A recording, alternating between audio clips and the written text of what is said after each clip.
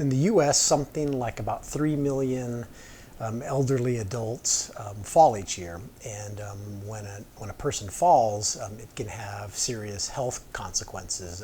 They can have a broken hip, they can have fractures, and the results of a fall can be life-changing and even result in death. And so it's a big problem. And if you could predict that an older person was at risk of falling, you could do certain things to prevent the fall.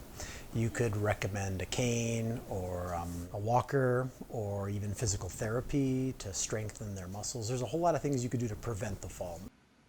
We are using smartphones, and the inertial measurement unit on a smartphone, which measures motion, we're using the motion data that's collected when someone walks to look for certain signatures in the gait pattern that indicate that they have an elevated risk of falling. 1, 2, steady state. Yes. So when you walk, you're swinging one leg forward, and then for a brief period of time, both legs are on the ground. And so you can clock how long both legs are in the ground, and then look at the ratio between that time and the time of the entire gait cycle. So that's the percent of the gait cycle spent in double support.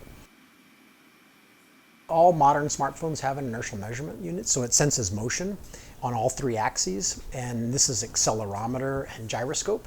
When you start the app, it starts collecting the XYZ accelerations and the gyroscope data, and it writes it to a file. And when the person has walked a certain number of steps, we stop the app and we have the data.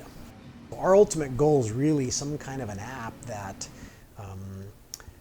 someone, whenever they wish at their convenience, they could click the app, they could walk 10 steps, stop it, and it would tell them whether they're at a higher or low risk of falling. We've demonstrated in this work that it is possible to use very noisy data like we have in the iPhone, the motion sensor, to make falls risk classification. There are a few more things we need to do to improve the predictions. We need to couple that now with a real-time feed of the motion data from the phone. We obviously need to get many, many more subjects to train better models.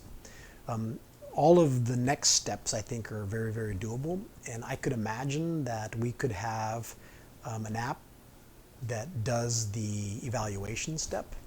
I would say probably within the next few years, I would say we're there.